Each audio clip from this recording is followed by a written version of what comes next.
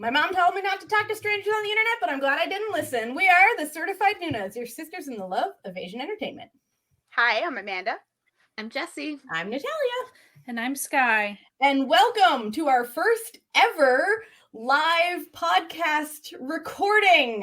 Yay, that's right. So for anyone listening in, this was actually a live stream that we did that we decided to try our hand at a live podcast recording to go with our live screening that we did the night before recording this of the new mafia show from Thailand called KinnPorsche. So that's what we're going to talk about today.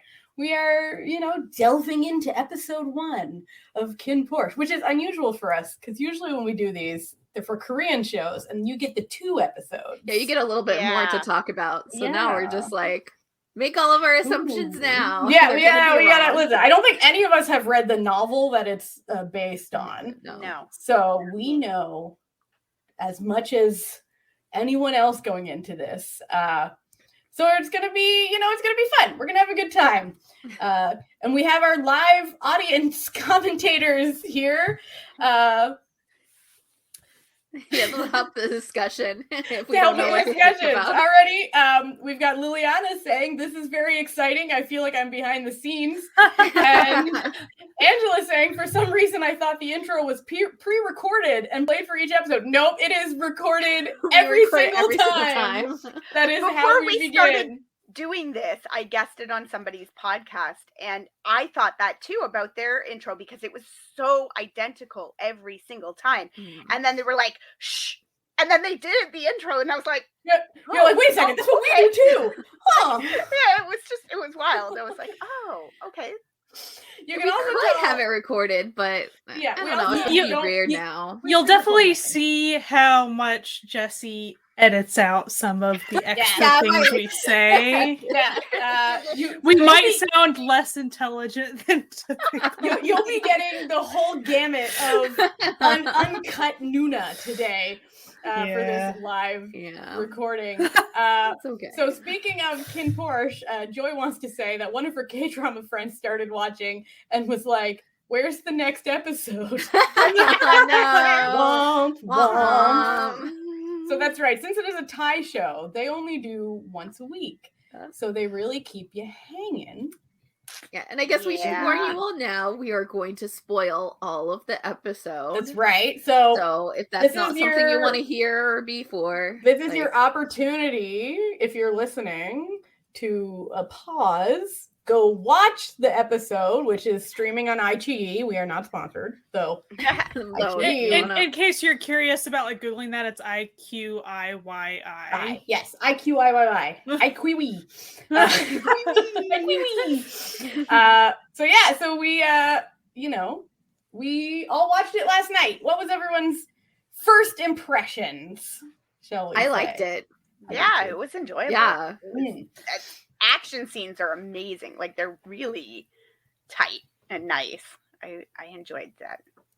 And from a technical aspect, that lighting team. Oh my gosh, it's so good. That's one of the my favorite things about it. It was just like so good. Well, in that BTS, like in the behind the scenes stuff, they were showing a bunch of different things, and at one point they showed that hallway that they had the motorcycle chase down, and they were like, "This is all a set. We built all of this," and it was really I was impressed because it the staining on the walls and all this stuff was God really bless those set designers. Really, am I right? Good attention to detail that you don't always see in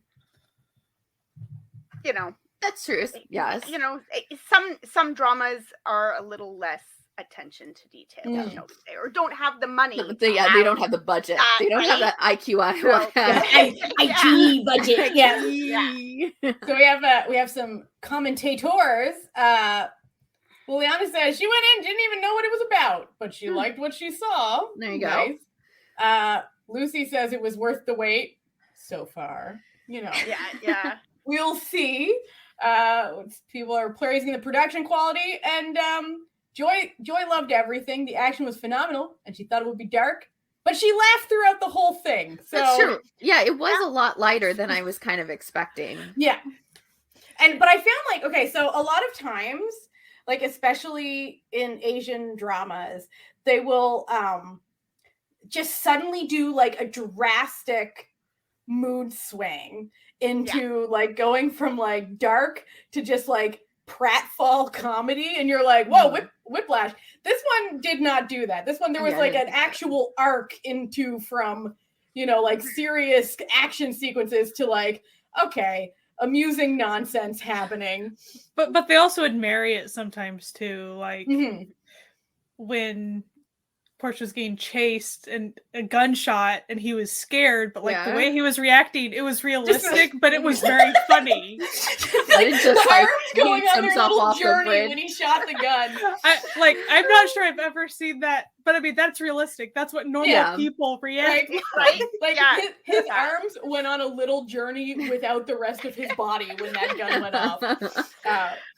But it was like a tense moment, but at the same time it was funny, so it didn't feel like totally out of place in my opinion. No. Or at that first fight scene when he's like, hang on a second, I gotta pee, like just I need a moment, and then the guy, and if they're having a big fight and he's like, I said I need a minute, like, and you're like, okay. I have to say, so in the scene that we're talking about, he decides to take a break mid fight sequence, like pretty much before the fight sequence includes him, and to try to pee in an empty bottle because he has been drinking heavily and having unprotected relations with various rich women who pay him previously in this scene.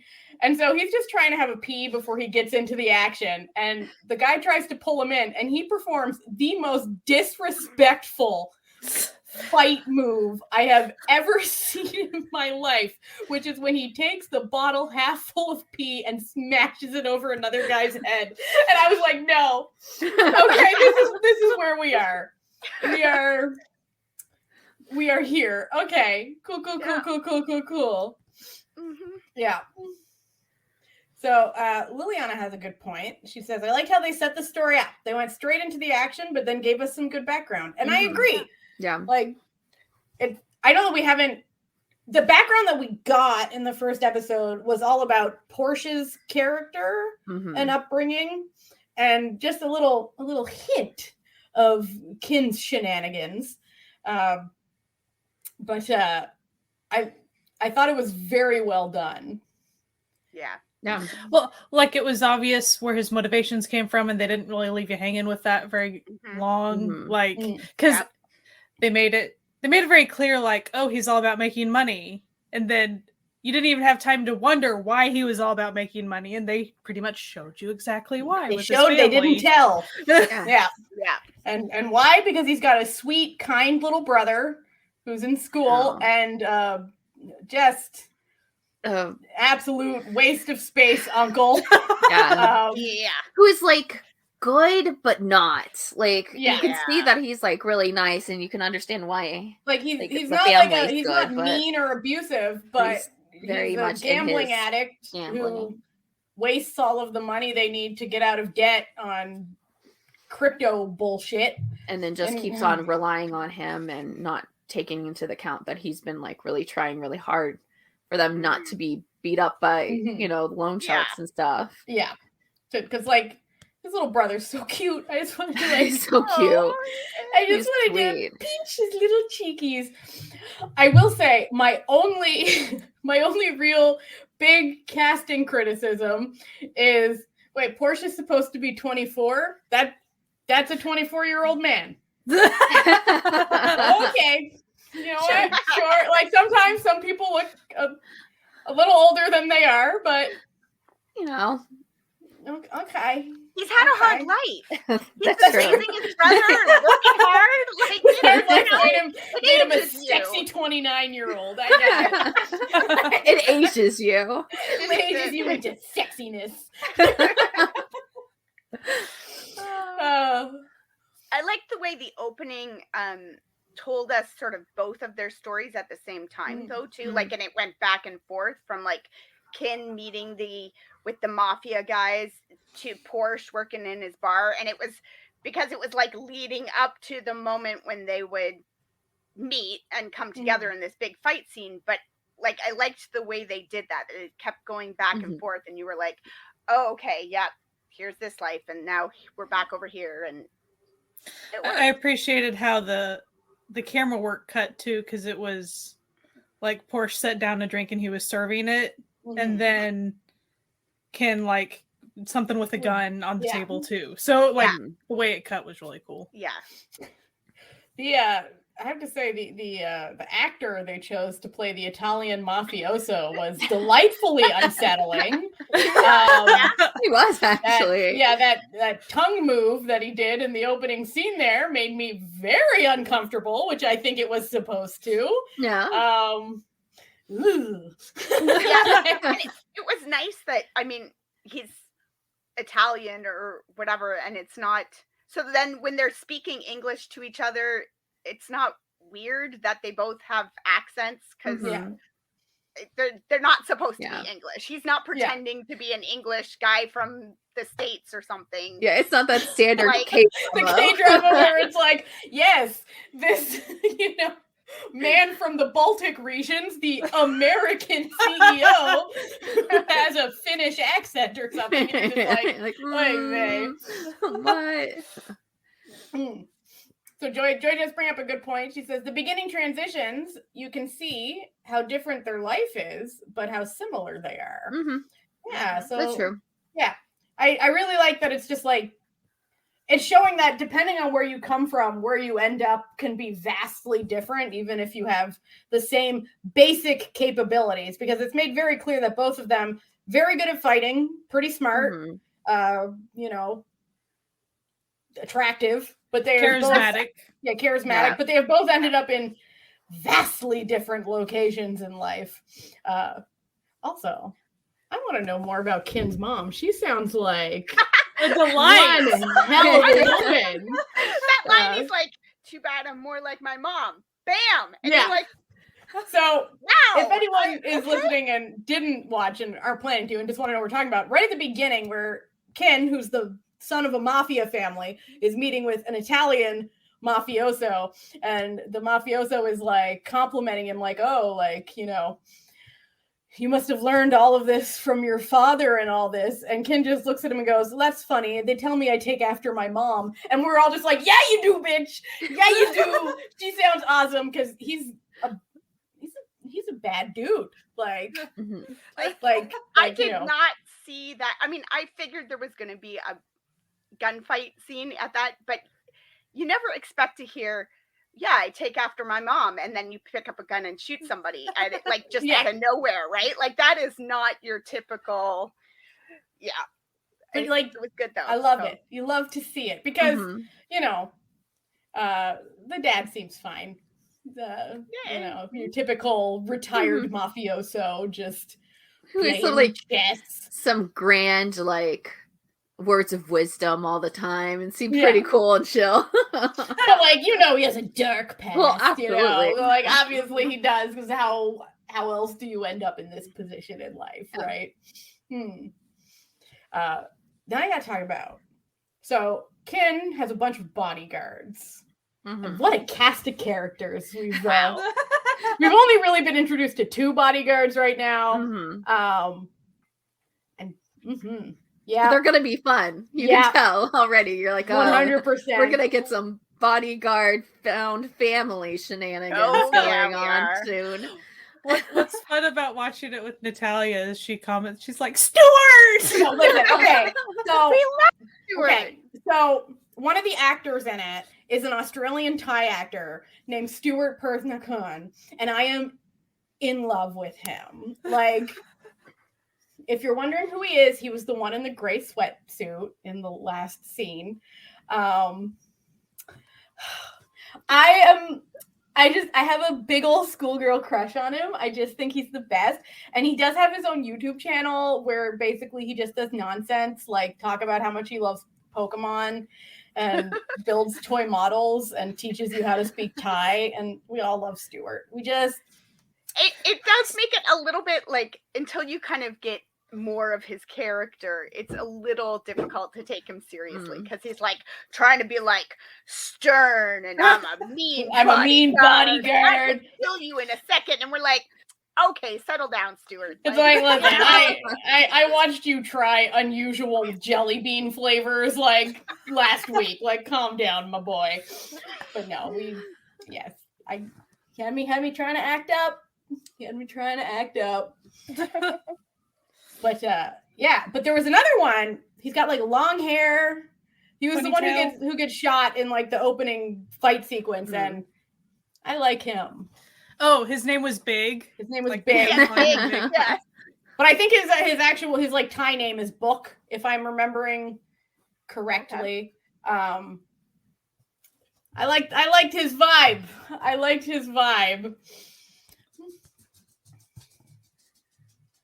Yeah, I liked how it did really kind of settle mostly into the mafia stuff, like very early on, because I was kind of worried about that.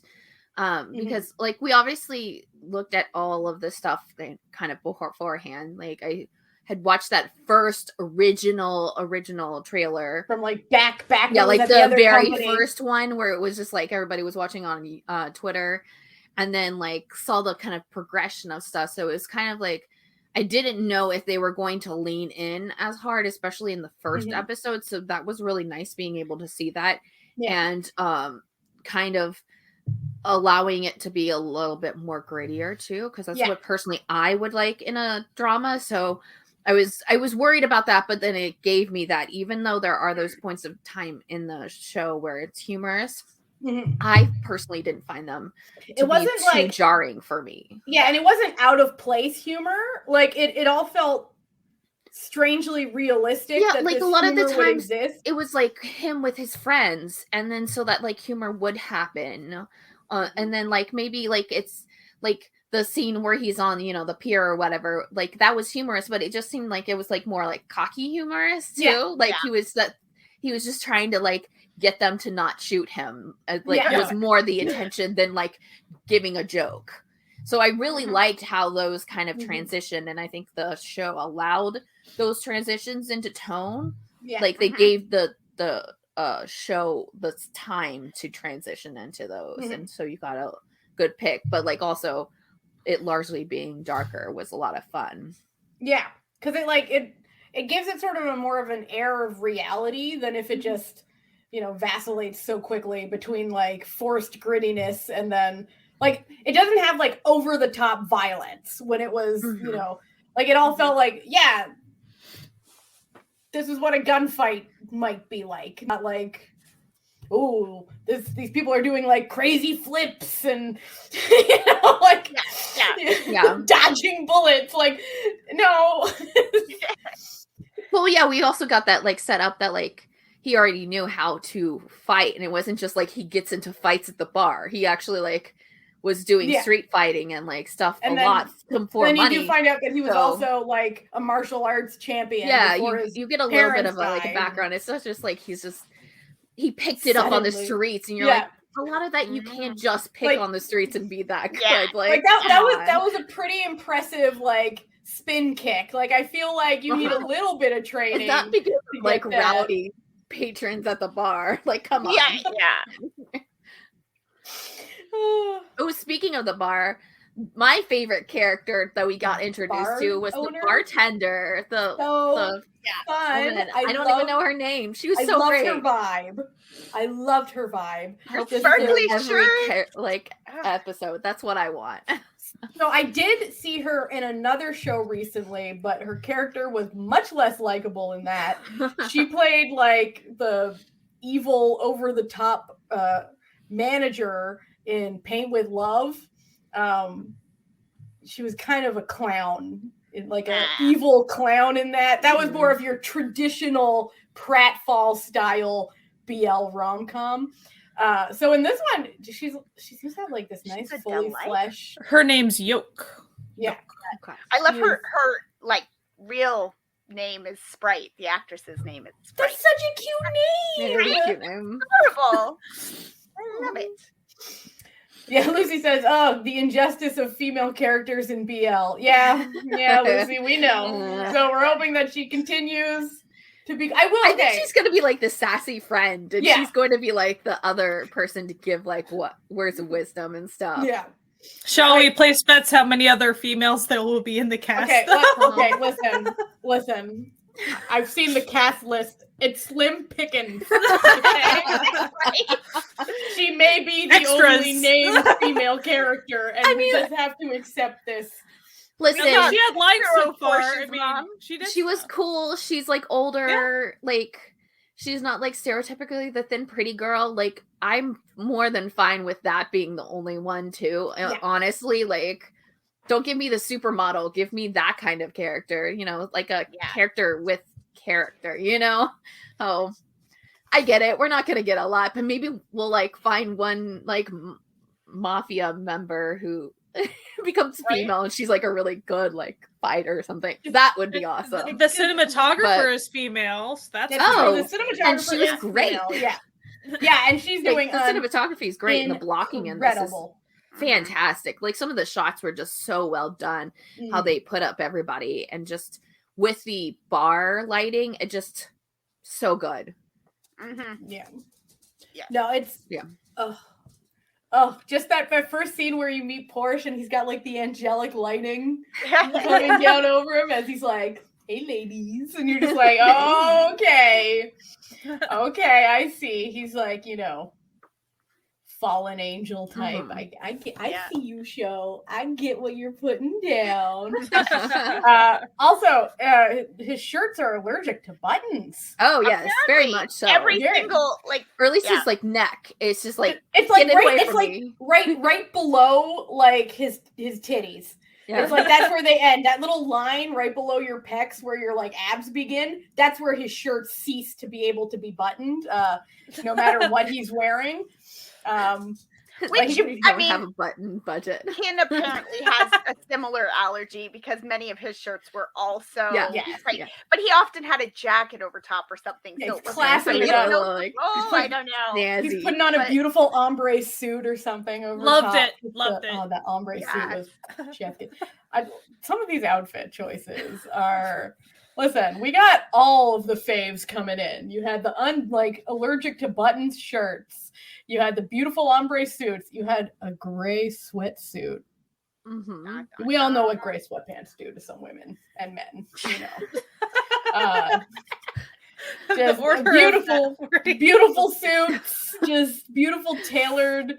And the set design and like the locations and stuff. These beautiful buildings, like beautiful sets. I liked again in the behind the scenes, he was talking about the scene where they're on the boat where he gets shot at and does crazy arms. That they're filming it and like a rainstorm came in, so they like rowed the boat like farther down the river so that they could like try get out of the rain and get the shots done before like they got soaked. So that's fun. Yeah. That it was just really cool. That whole scene on the boat, the fight sequence on the boat where him and Kinn have their first physical interaction with each other, shall we say. That was a vicious fight. Like that was a very realistic, like gentleman fighter meets street scrapper to his dismay. And went literally for the groin with that. That was a wild fight. And the jugular, literally. Yeah. There was a cute little afterwards. You could see his lipstick, his little lip mark on Kinn's neck where he bit him. He's like, he really went for it. Like, yeah, and I really love that scene especially because I think that was the perfect example of how this show is like blending serious and humor because he's been kidnapped and first he tries to like crack some jokes while he works out how to get out of his hands tied up. So he's just telling some jokes. Then he frees himself because he's a smart street scrapper. And she's like, okay, I can fight my way out of this.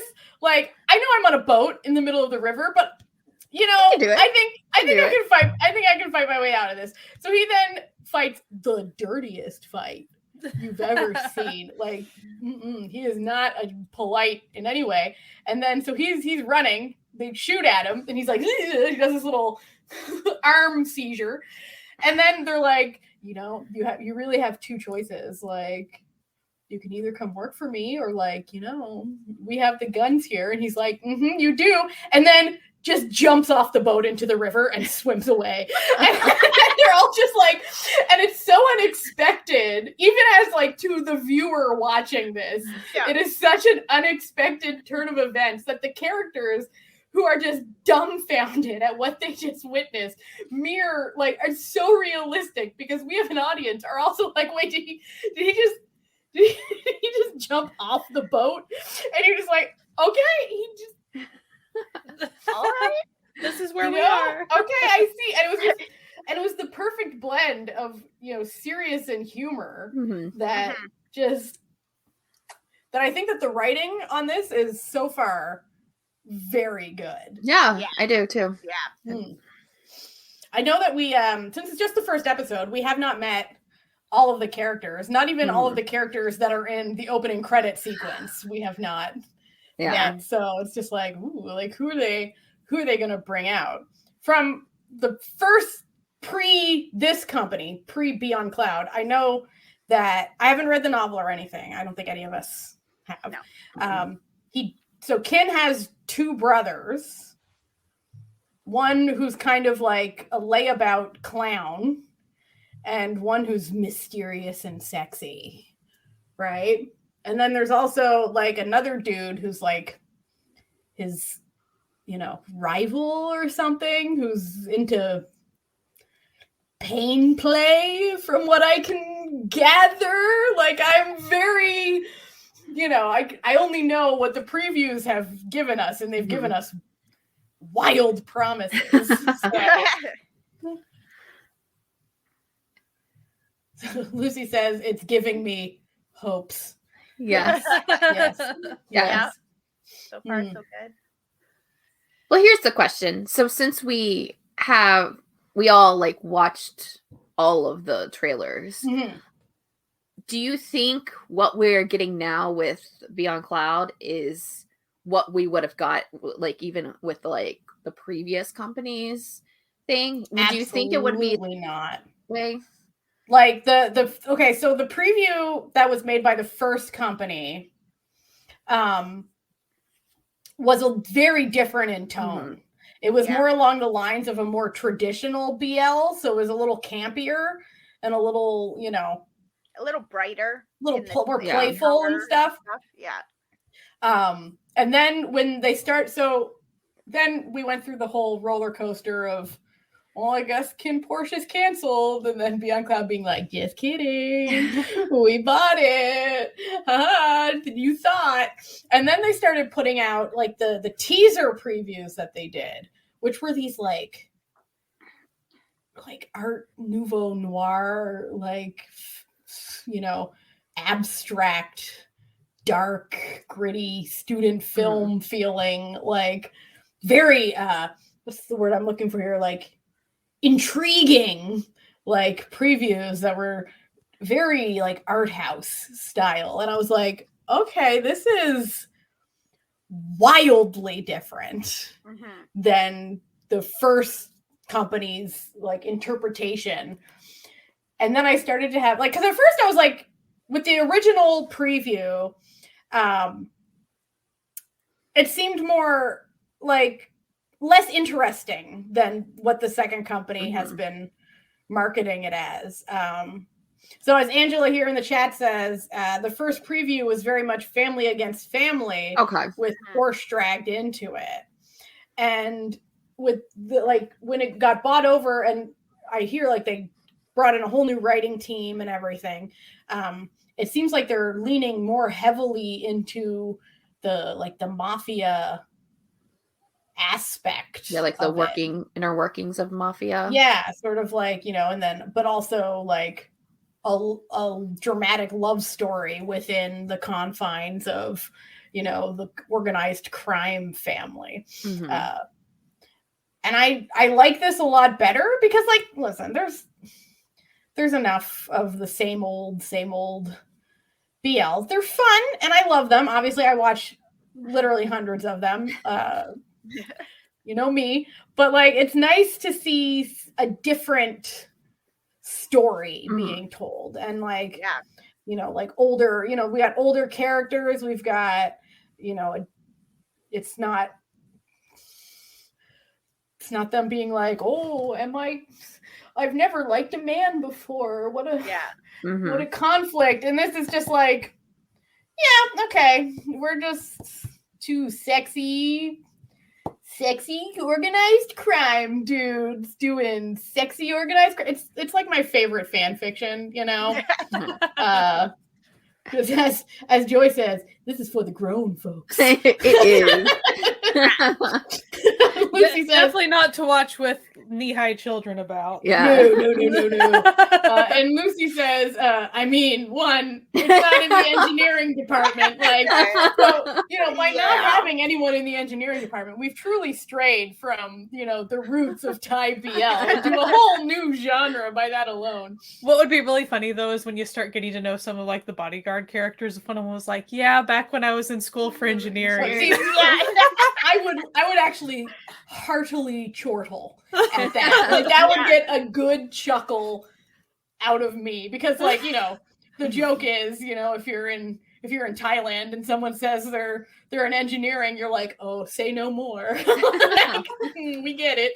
But like, it's nice to see different sorts of stories and more like, you know, adult themed stories be put out, because while college and high school stories, they're fine and they're fun, and we all enjoy that from time to time. I feel like the genre of BL, you know, or, you know, gay, lesbian, whatever, you know, trans, asexual, whatever you want to do, it deserves more than just one type of story. Absolutely. Right. So, and I know that there will be some out there that are like, well, yeah, but not this type of story. Like, this is the wrong sort of story. Like, there's no wrong sort of story. If straight couples get to have mafia AUs, you know, if they get to be if they get to, you know, have sexy BDSM organized crime shows, so do the gays. Okay. Yeah. Well, and yay for morally gray characters, or even an actual dark character. Like, that's great. Yeah.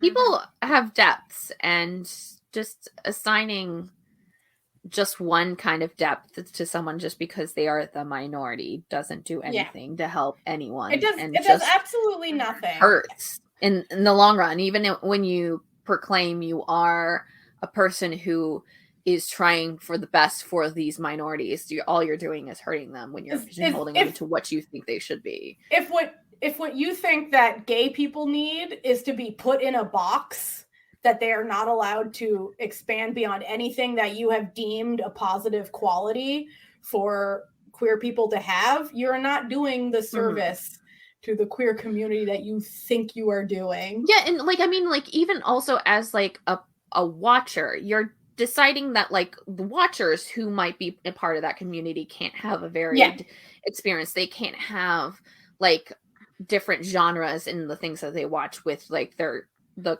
couples represented on the screen. And that's like, it just doesn't, like, it hurts everyone. It doesn't make any sense to like do something and be like, oh no, they should be in this fluffy romance, or like, oh no, it's dark, so they shouldn't be doing that. That's bad. And you're like not everybody's one way. On one hand, I get where I understand where it is coming from. And that is like the history of, you know, villains being the queer coded characters. Like, for God's sake, look, The Little Mermaid, the villain was clearly a drag queen. You know what I mean? And like, you know, if you look at, you know, like The Lion King, Scar was, you know, was a more effeminate, genteel character, like, which would be associated with, you know, gay men and all this. So like, I understand, like, but also completely disagree that it's like, just because in straight storytelling, gay people have been shifted onto the villain roles, that doesn't actually mean that the way to fix it is to make only only allowed to be good people. Everyone should be allowed to have like a gamut of characters. It's like, you know, when like, I think we talked about this before, how annoying like the strong female character trope is, where it's like, since women for so long in cinema have just been, you know, eye candy for the male gaze, the answer is to not just make a male character a woman. And like, you know, that's not how it works. You can still have multi-dimensional characters. Completely different for a bunch of people, and it's not just like one way. It's not just like being physically strong or looking strong or you know, being super confident and everything. You can be strong in different ways. And I saw some, this wasn't even about KinnPorsche. This is just, you know, if we're on this you know, queer cinema situation now, where someone was getting really upset that, you know, there were, you know, more feminine gay men in like these shows. And I'm like, well, yeah, but feminine gay men exist, just like masculine gay men exist. And, you know, trans gay men exist. And, you know, like they run the whole gamut of the human experience, of which sexuality is but a small part of. And so we need to allow multiple types of characters and multiple types of people to be represented in, without, you know, immediately jumping to this is inappropriate or this is fetishization, which is another one that there was a lot of that. We're just like, okay, so just before like it even came out, right? People were like, oh, this is going to be just porn. It's just violence and porn. That's all it's going to be. And I mean, the first episode was sexy, but there was no sex. Like, not really. Not explicitly.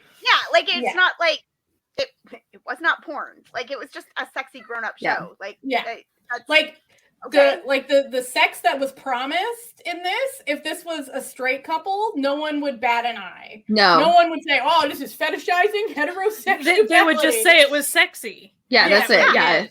Yeah, exactly. And as Lucy says, it's only a problem when it's the only type of thing that you're shown. So it's like the fact that these shows are now coming where it's like, we're going to show like different types of stories is, I think is positive, because that means that you get to have different types of stories that aren't just, you know, an engineering student and an architecture student meet in struggling college. with their sexuality. And you're like, and okay, the viewers don't have to like kind of be held into this, you know, like, oh, well, I've got to watch another two young kids doing stuff, like, because that's all my representation is, even though I'm older and I want older, you know, relationships, or to see like older situations. And and or sometimes you want boom boom pow mafia stuff. Sometimes you're just like, I don't like fluffy romance. Just because I'm gay, I don't still want to watch something that's like dark and you know, action backed, and like this is both worlds, you know. What's sort of funny about this is that I love organized crime stuff, like organized crime movies and stuff. So even if this hadn't been gay, I would have probably still been watching it because it has an interesting premise. And interesting characters and good action sequences, like and if you had heard through the grapevine, hey, this high quality produced Thai mafia drama, it's like, I'd be like, hell yeah, let's party, you know. Like, not that I'm saying that there aren't people out there with less than salacious reasons, like less than upstanding reasons for watching gay cinema. Yes, okay, sure, absolutely. But also on the other hand, like, even for straight watching, like, if we all analyze everyone's motives for some watching people something. Are all about wish fulfillment and some aren't, you know. That's true. A lot of people have a variety of motives, though. When it does come to watching LGBTQ things, there can be people that go after it, you know, for unsavory reasons. As far as to characterize gay people in a bad way. I mean, but as far as the amount of people that are actually getting joy out of watching this different genre thing is probably much, much greater than the handful of people that want to take something like that and then use it as a straw man type of argument about. But like, they were gonna do that anyway. Right. They would have found the one criminal out of a million who happened to be gay, and like, you know, be like, well, yeah. See, I told you, and you're just like, no, that. Stop it. Get help. You know? Yeah. Like, oh yeah. I mean, as far as boy love tropes go, one of the things that I like about this story and this genre is that, like, we got that fight scene and they're very evenly matched. Like, they both can fight. They both are strong. They're both big and muscular and strong and everything. And it's not that typical trope of like the tall one and the small one, or the like the masculine one and the more feminine one, which listen, we often love that get too. in the boy. Absolutely. But again, when that's all you get, and then there's a lot of guys who are like, that does not reflect my relationship at all. Yeah. Like, you know, not every gay relationship has a more feminine one or a tiny one, or a, you know, like it's nice to just see two guys being, you know. It's like when you see like a lesbian couple and some idiot is like, well, which one of you's the husband? And it's like, right? Neither of us. We're both women. Has been a big gotta have this word stuff for so long, right? Like which one of you's the wife? And like lately, more and more of the boy love dramas have been going into, like, somebody will tease them and they'll be like, neither of us, we're both the husband. Like, that's wife means girl and we're not, so stop it. And you're like, oh, okay, yeah, let's do that. Yeah, and as Lucy says, I've watched a lot of BL lately where it hasn't been so much as mentioned who is top or bottom, and it's good to not care. Exactly, right? Because how fucking awkward would it be if you were just out with your, you know, partner, and then, you know, even if you're like a straight couple and someone's like, oh, so who is it, cowboy or cowgirl? Yeah, right. And you just be like, what the fuck? Like, I don't need to talk about my sex life with you. Like, what is like, it's weird. Don't ask that. Don't even wonder. It does not matter. No.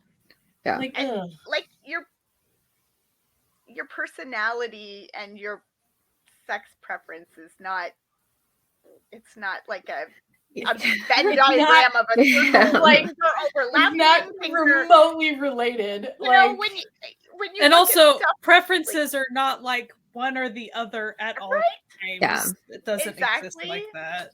Like, no. Like, you know, I hate to say it, but I think the best discussion about this was actually in the show My Engineer, where he's like, oh, like the one character is like trying to figure out if he's gonna, you know, like, oh, is he top or like bottom? And then one of the other characters is like, does it fucking matter? Like, he's like, well, you know, the weaker person's always the bottom. And he's like, no, they're not. Like, look at that couple over there. I happen to know for a fact that the little one's the top. So you don't know shit. Like, maybe you should reevaluate whether or not you're getting into this relationship under a good means, sir.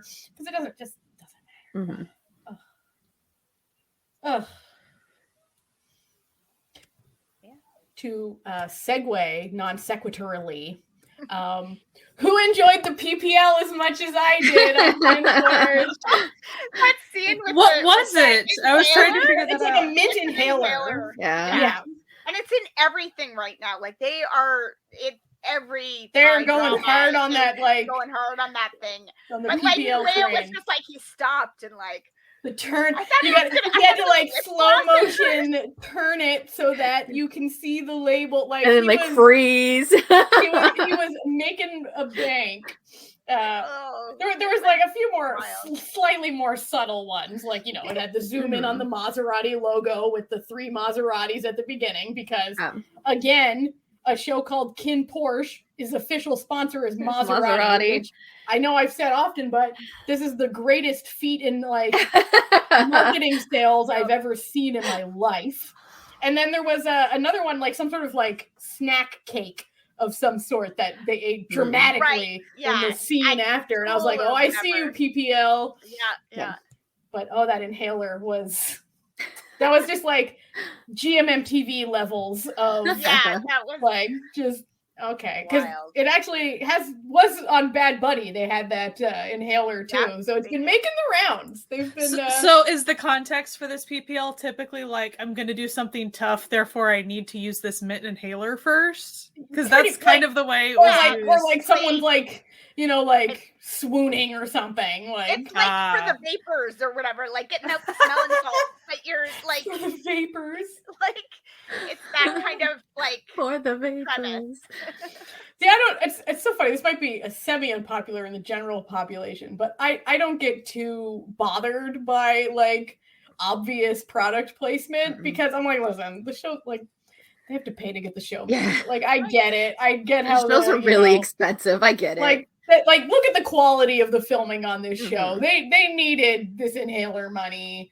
More like I give them props if they're able to do a PPL that's at least within like the income level of the character to where it makes somewhat logical sense that this person might be able to afford this thing. Or if it's like they're a profession, like if they're a chef and you constantly are like, showing like knife brands or like different like stuff. Like I like when you can tell that they kind of went like the extra mile, like they actually like tried to get those specific brands as opposed to a specific brand coming to them, which is what happens a lot. And that's what you see sometimes. You're like, that's weird, but they have to put it in because they just came to them and they gave them the money. So as Angela down here is saying, just need that Oishi drink because on BL drop, like I don't know, GMMTV must have like the longest term relationship with the iced tea brand Oishi because every show. Every show just has that Subway thing where they just really love dramas, and they're like, "We'll just keep pouring money." We've had a very good relationship with the GMMTV company for many years. No, it's like the Subway and K dramas. Every time I see them go to Quiznos, I feel so betrayed. I'm like, too good for Subway? Are we drama? Like, I was watching a Taiwanese drama and. They were like, we need to go for coffee to have like a serious discussion. I was like, cool, I'm going to get to like see a cafe. No, we go to Subway for coffee. Yeah. Like, okay. Yeah. Okay. Yeah.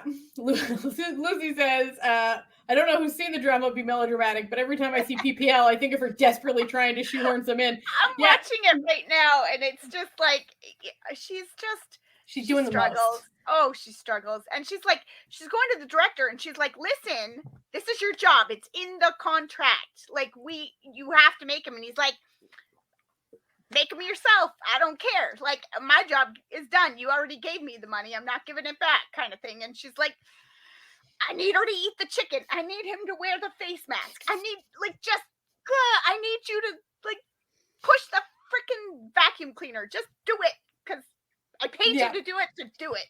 So I feel that sort of has that energy with the inhaler in KinnPorsche where you're like, okay, so they're putting a lot of effort into this one scene, so they probably don't have to ever do it again. Like, just show it up, be like, look, do you see? Look. The best one was in the first episode of Be Melodramatic, which really reminded me of this because it's like a mafia shootout scene, and they haven't eaten the little Jello cups yet, and this is the last scene of the last episode, and they have to get it in, and the blood pools, and it's pouring out of the guy's body, and the camera pans, and it pours around the expertly placed Jello cup, and the director's like, what the heck? And he just loses it. What? How does that fit in the story? She's like, I don't know, but you didn't make it fit earlier, so this is what I did. So kudos to them actually putting it in a relevant scene on KinnPorsche.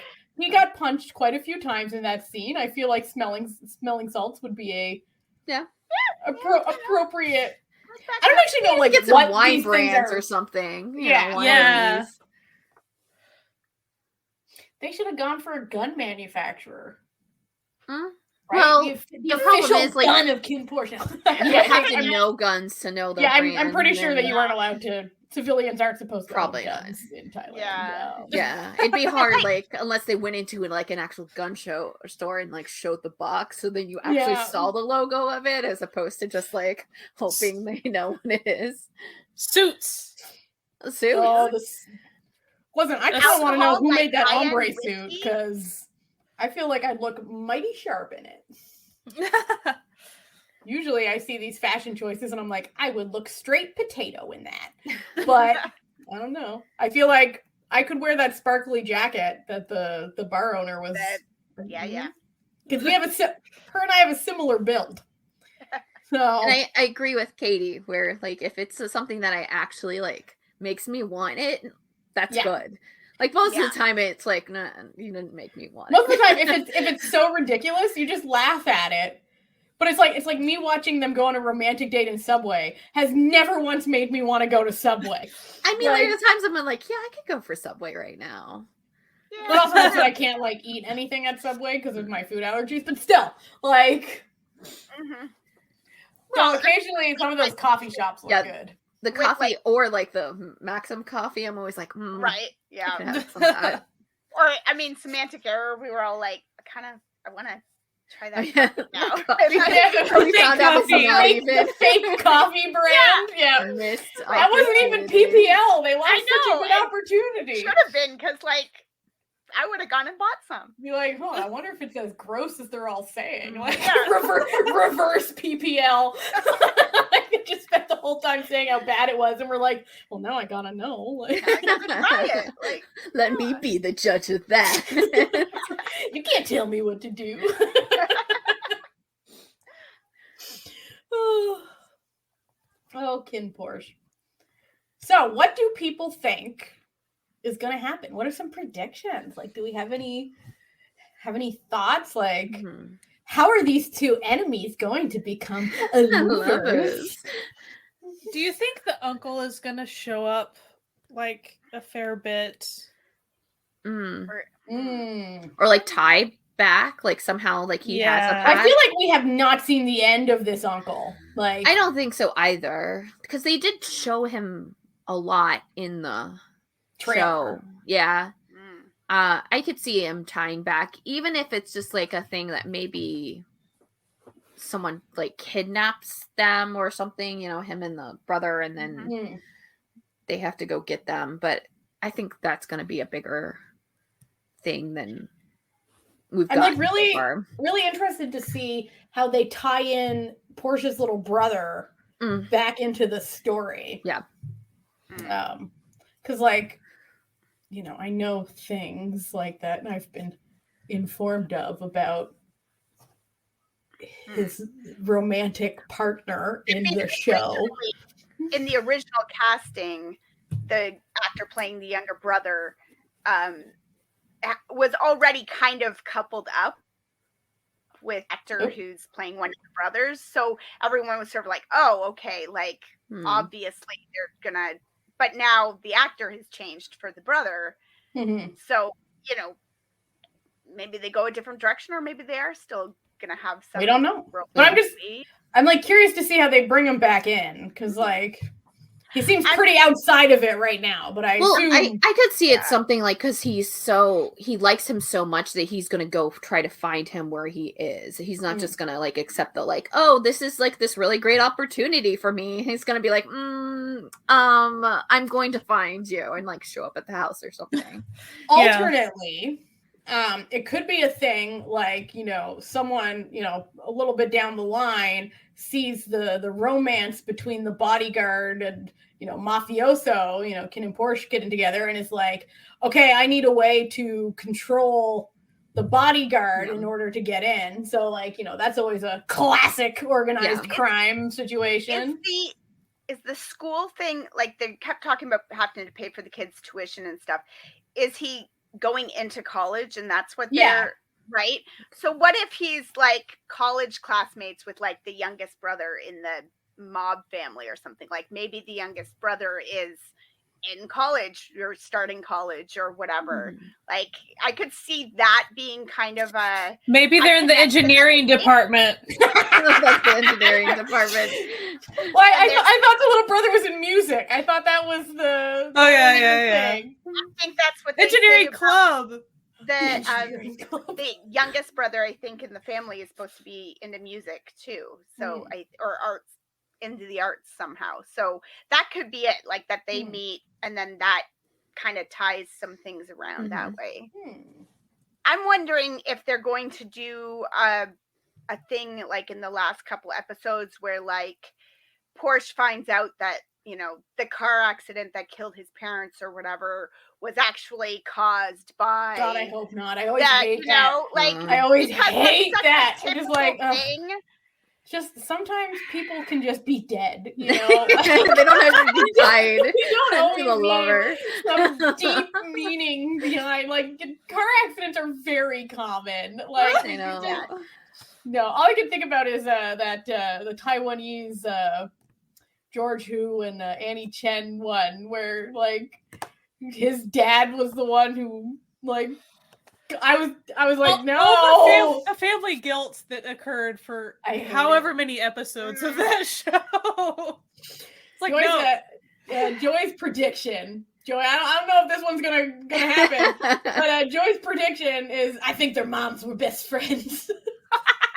The old childhood. They were like together during like, you know, when they were pregnant or something.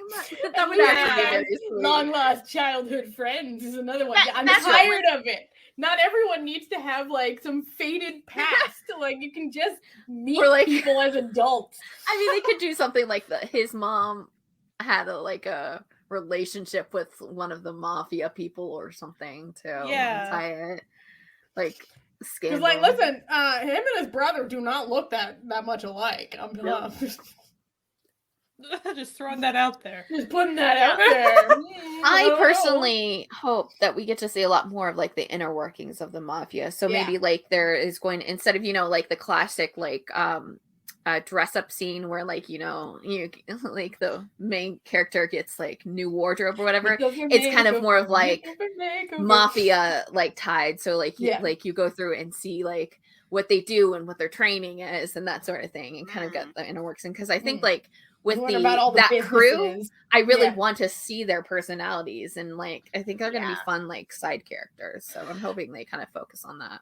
Especially since Porsche was like, I'm not going to be your bodyguard unless I can be their boss. Yeah. These two guys. Like, that's going to come back and bite him in the butt. I'd be pissed. I would be pissed. As like, you know, like, no, I've been here forever. I have seniority. Come on. My dues, working as a bodyguard for the mafia. Classic, and then like, this fucking bartender comes in manager and is like, I'm your boss now. I'd be like, this is bullshit. I mean, if I was him, I'd be like, listen, I kicked all your butts. So, like, clearly I have more talent for this than you. So, yeah.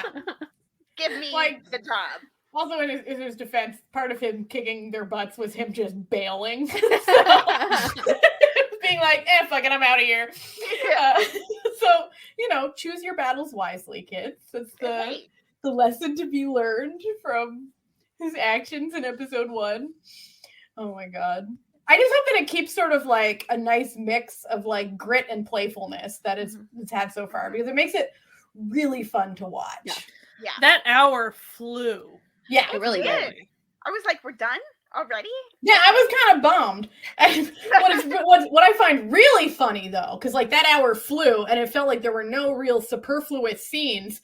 There's a made-for-TV 45-minute cut that you can also watch, and I was like, no. What? I was tempted because I was like, I kind of want to see like what they cut.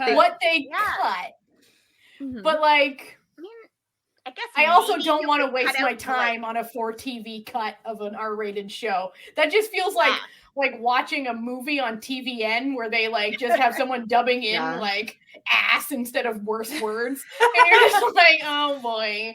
They probably cut out just like mostly all the like fighting and stuff. Yeah, I was gonna say even like maybe the street fighting, the you know, the fight for money section, you could maybe cut that out and still know he's can fight and he wants money. So like you could probably cut that out, but like then why film it if you're not going to show it to people? Yeah. I don't know. I enjoy seeing bad hot takes I find a little bit of amusement about bad hot takes. And one that came around before that this aired was there had what I can only assume was just like a coding error on the iQIYI website where it was rated PG-13 for like a day.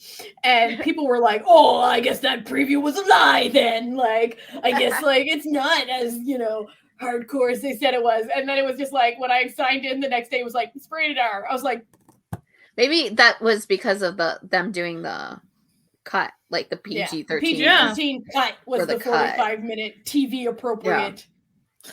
Though, once we get to the saucier episodes, it is going to make me curious, like, how those episodes would read. Like, I don't take that stuff. Yeah, because like I don't want to tell anyone their business, but like the teaser previews for this had some bear bahunks on it, some patakas for your perusal. So I'm like, okay, like clearly they've decided to go sexy edgy with this. So I feel like if you cut all of that out, like I'm not saying that like the show needs sex for it to work, but it just, I don't know, man. If you're like, selling it with sex and then you just don't. What I found sort of funny was that, so they put out the preview for KinnPorsche, like the one that came out before the show. Not the original one, the one that came out like a couple weeks ago. And then iQIYI put out like the iQIYI preview for it. And so I was like, oh, I wonder if it's like a different. It's exactly the same preview, except they cut out the little post foot job scene. So I was like, oh, okay. That's where iQIYI drew the line for it. Okay, I see. And they really built up like dropping that teaser and stuff too. I thought it was going to be a totally different thing. Yeah. I did too, and I watched it. I was like, "Oh, this is the same teaser, but without the playful foot job." Okay, gotcha. Got it. Gotcha. I mean, I do suppose, like, if you cut out the saucy stuff, ultimately your plot can move forward. Yeah. It's just, you know. Yeah. Yeah. Like, listen, unless the mafia-ness of things lessens. Listen, it all really depends on how much exposition is happening during sex scenes, right? Like, if you're being divulged impertinent plot information while two people are doing it, like, you're gonna have to have another way to deliver this information to the audience if you're gonna cut it. It's just, it fades to black with a little, you know, like, silent movie. It's like, and then he learned. Oh my goodness. So 14 episodes, 14 weeks. Is it VIP on iQIYI? Yes. Okay. So I let my membership lapse. So that might happen. Like, So what I might wind up doing is leaving it till, you know, closer to the end, and then, you know, watching it all at once. Watch it all in 1 month. Not like there's not a million other shows on right now that I'm also trying to watch. That's true. So, you know, and it's so hard. Like one episode of so hard. I'm watching the one episode of, like, Thai stuff that from last year that I meant to watch last year and I never did. And I'm like, oh, now it's all out and I can just watch it. So that's that. No, I keep telling myself, oh, Natalia, you're not gonna do currently airing show, Natalia. You're gonna just wait for it. Never do. No, I'm watching like 5 currently airing shows plus like a billion finished ones, and I'm just like, you're just doing this to yourself. Lucy says it's painful enough waiting for Cutie Pie. I know, Lucy. I'm with you there. See, if you really just want to know like the full gamut of what fun gay BL TV can be, you can just watch Cutie Pie and KinnPorsche, which both come out on the same day, and see just the true spectrum, just the absolute spectrum of what you can get. We definitely, as a whole, prefer binging when we can. Oh yeah. Yeah. But this is definitely a show that I feel like if you try to wait, ooh, you're gonna get spoiled some bad. Yeah. Later on, you're gonna get spoiled with something. Listen, let me tell you, some of our compatriots over on Twitter do not know how to tag things properly, and they're gonna put on those episode numbers, and then I'm stop going it with to the everyone episode and block listen, you. And you can hashtag the episode numbers, but also just hashtag the title of the show. Step 1 is hashtag the title of the show. Want to have to sit there and input 30 different hashtags to mute? None of us do. None of us do. I like an episode hashtag from the perspective of, like, especially if I have left it and now I'm catching up, I like to use the episode hashtag as well as the regular one. But to let people know, because sometimes you tweet something and then somebody who's farther along comes in and goes, I know, wasn't it? And you're like, no.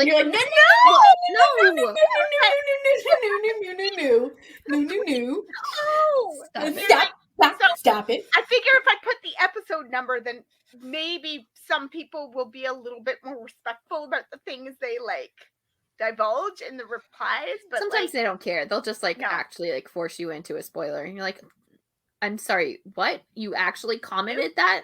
Like, it's clear I'm not there. Why would you do that? You could have chosen not to. Just following the hashtag. Yeah, it's just like some random person. You don't go here. Like, listen, if you're Lucy says always default to the show title. If you are out there, choose the show title. You can always add another hashtag that has the episode title. They've given us so many more characters now. I'll even say further. So, like, let's say KinnPorsche in particular is an example of. There's actually a popular hashtag that's KinnPorsche the series. Yeah. Mm-hmm. So guess what?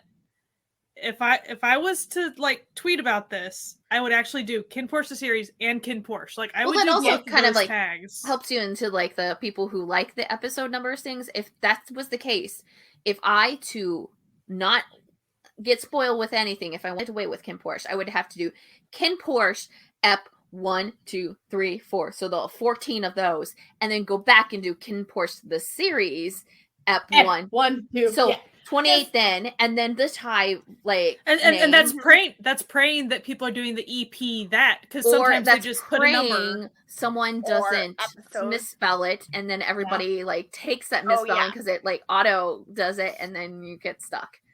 Yep. Yeah, because people notoriously don't spell Porsche correctly. No. Already, so like I could see people being very well-meaning, trying to tag everything, and they've gotten a spelling error. The struggle is real. It's just like these shows, like there are actually things that would spoil something and would not make it enjoyable to watch. So just stop. It's not like me. It's like, listen, it's not like me watching a Weekender like I do, where it's like, okay, listen, we all know where this is going. Like, there's not going to be some great the twist. Mother-in-law is upset. Like, like, oh no, like this weekend the kimchi slap happened. We're all in shock at that twist. Like, no, like, just be polite, please. We beg of you, please. Please, sir. So from what we're saying, I'm going to make a very bold assumption, not that bold, and assume that all of us are going to keep watching this show. This is in some way. Yeah. So it's going to be hard to do one episode a week, though. Like, I have like 4 dramas right now that are one episode a week, and I hate it. I hate it so much. We've been spoiled with the K-dramas, with the 2 a week. So, and even now, like, we've been further spoiled with Netflix pre this new airing it weekly thing that they've decided to do, which I hate, where they would just drop the whole series and like, and you can just enjoy it at your leisure. Like, because there are some days I'll be like, yes, I'm going to watch 8 episodes in a row, and I want that for me. And then, and like you've chosen that as your day, and that is valid. That's a wonderful like. I'm gonna be honest. I'm like a big Bridgerton hoe, and when the newest season just I didn't do anything else that day. No, I was like, it's Bridgerton day, bitch. Leave me alone. Like I haven't yet, but like I'm saving it for that, like for that day when it's like, okay, today is nothing. That's all I'm I not want to doing do. anything. And there's 8 episodes I can just sit and watch. The kids have gone off to school, and now I am going to become one with the couch. Like I literally woke up, took my phone, turned over, opened my phone, opened Netflix, and hit play, and then just stayed there until I needed to eat something. Yes, Katie does make a good point here. She says, I don't mind the Netflix airing weekly if the show is on air in Korea, because otherwise you get spoiled for the entire series. We're true. looking at you, Disney Plus. Well, also, when it's airing on Netflix, it's guaranteed timely subs. We're looking at you, Vicky. Yep. Yeah.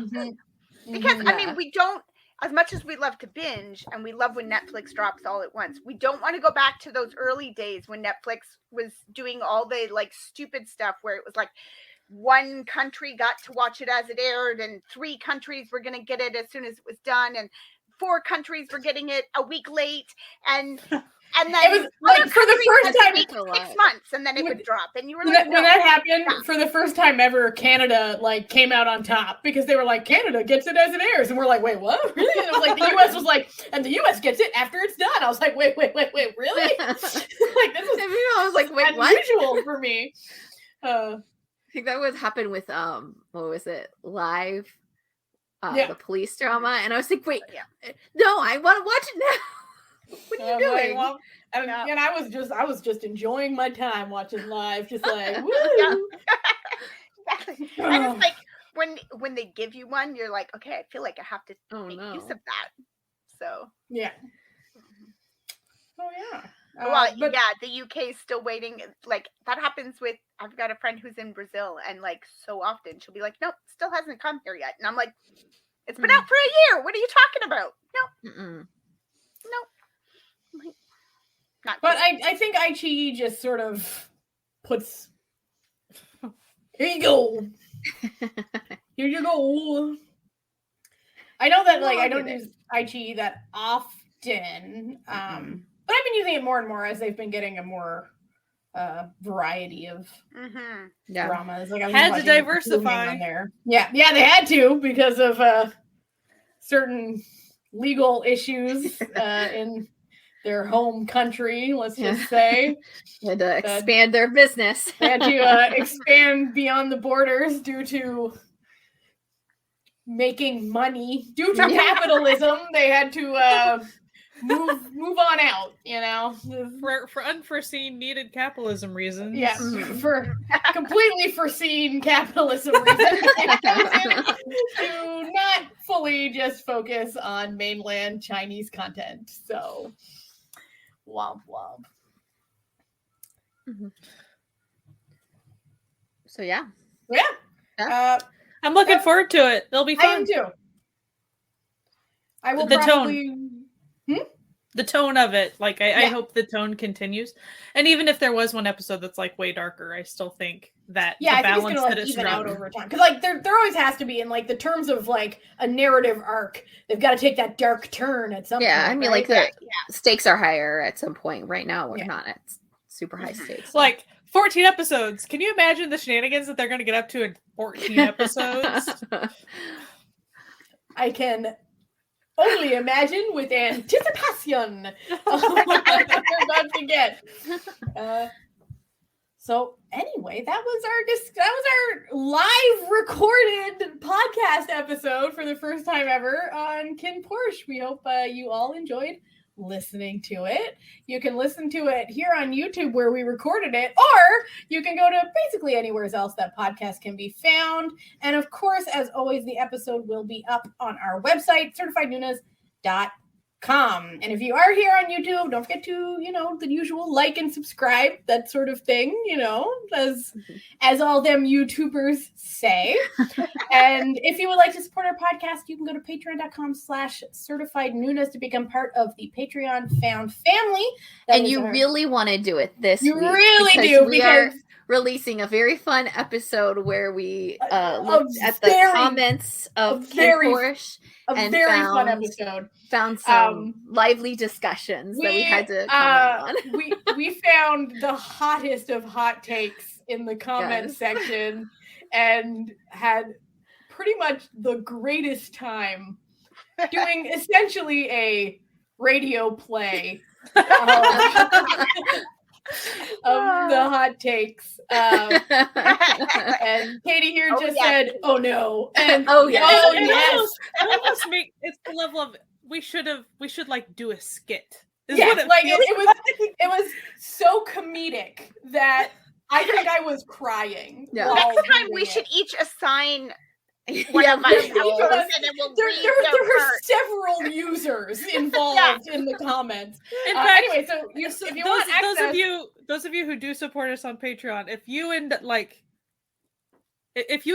it that much, we will go back and we will make a little skit. Yeah, we will. We can make it happen. And if you like the concept of this, we do a lot of, we do like behind videos that don't end up in the public eye, shall we say. They're called Noonas After Dark, and this is one of the Noonas After Dark a little video. Spicier, maybe not. Yeah, a little more. All of the internet to comment on. Yeah, we want the people who already like us to listen to this, not the people we're enticing to like us. Once you get the full flavor of the Noonas brand, then you can go into our spicier takes, as it were. Anyway, so if you want to do that, you can go to patreon.com/certified Noonas to become part of the Found Family. We also have a Found Family movie night every month, which is super fun. The last one we watched Red Carpet, and I think we all had a blast. Yes, that was great. Yes. So we do that. We have little extras up there and just fun stuff. And we love all of our supporters, and we think they're thebomb.com. Mm-hmm. And if you want to find us on social media, we are mostly on Twitter and Instagram as the reliable places to find us. And it's always at Certified Noonas, one word. And that's basically our whole spiel, except for one thing, where we say at the end of every episode, don't forget, we are still in the middle of a pandemic. So we hope that you wash your hands and wear a mask. And of course, keep enjoying Asian entertainment. Thank you for coming to this live episode recording. We hope you have a fantastic rest of your day. Bye. Bye. Bye.